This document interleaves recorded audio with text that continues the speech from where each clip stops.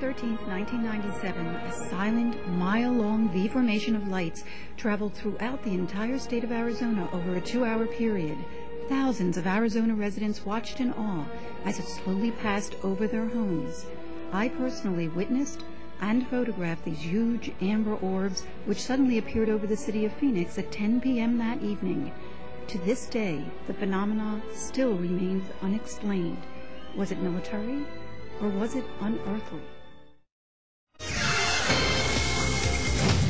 Tomorrow is March 13th, not a holiday, just another Monday. But 3 years ago, it was a night to remember. Something happened over Arizona that some experts say is the most important UFO sighting of all time. Only on Fox, the Fox 10 investigators reveal a new witness and new facts about that night.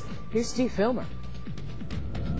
There's a lot more to the story than just March 13th. This is not video from the night of March 13th, 1997.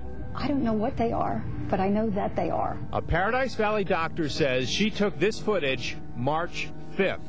And nearly 2 months before this, she snaps these photos. As I'm ready to shoot the 3 in a row, suddenly 6 lights across appear in an equidistant line.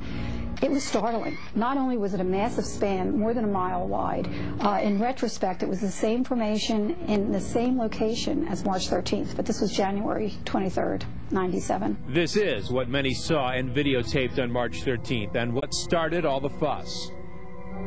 Here, a simple rendering of what that thing may have looked like.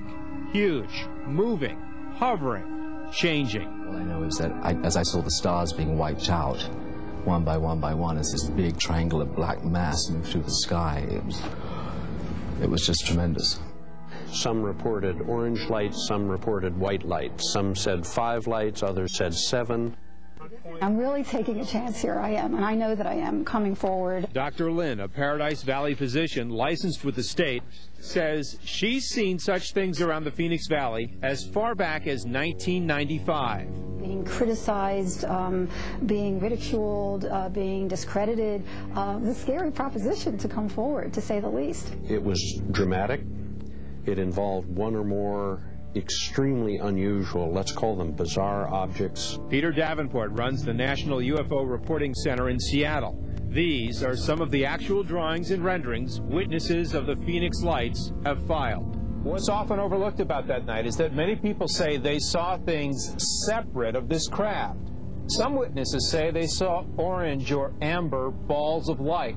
January of 97, I happened to notice 3 huge amber balls, orbs, of light in a row, equidistant from each other, far west behind the city. Here is a rendering of those balls of light as she and others have described them. You could see this huge orange ball of light.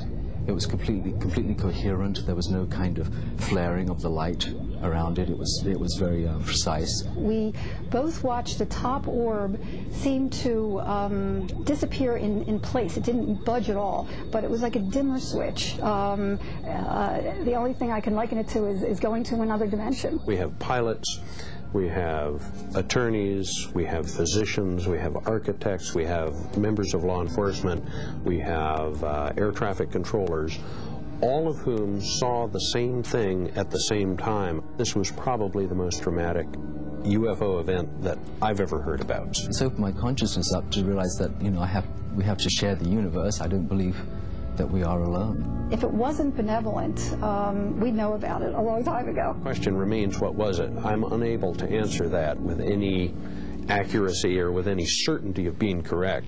I don't know. I hope they come back. When they do, it's very exciting.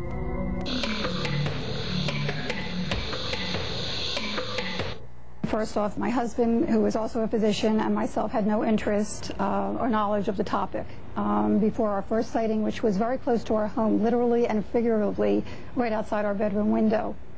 Okay, this is the footage that I took at 10 o'clock on March 13th.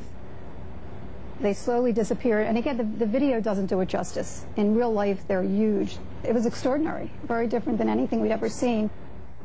Rumors circulated about a cosmic cover-up. The government might be hiding something. Finally, on March 13th, 2000, 3 years after the Phoenix Lights sightings, the National Guard put on an air show to demonstrate that the 1997 Phoenix lights were in fact Air Force flares and not UFOs. They parachuted down several flares in various V-shaped formations, but many thought the shapes of the flares didn't match up with the lights seen back in 1997. They noticed that many of the flares flickered and moved erratically, as opposed to the 1997 lights, which were much bigger and didn't flicker. This is a close-up of flares, the flare drop that night. You can see they are definitely not amber orbs, and they do not stay in formation. And this is my video, again, quite significant. They stay in a line, they're equidistant from each other. Look, UFO is unidentified flying object, and nobody doubts that there are reports of things that people can't identify. The question isn't what are UFOs, the question is, are any UFOs intelligently controlled extraterrestrial spacecraft?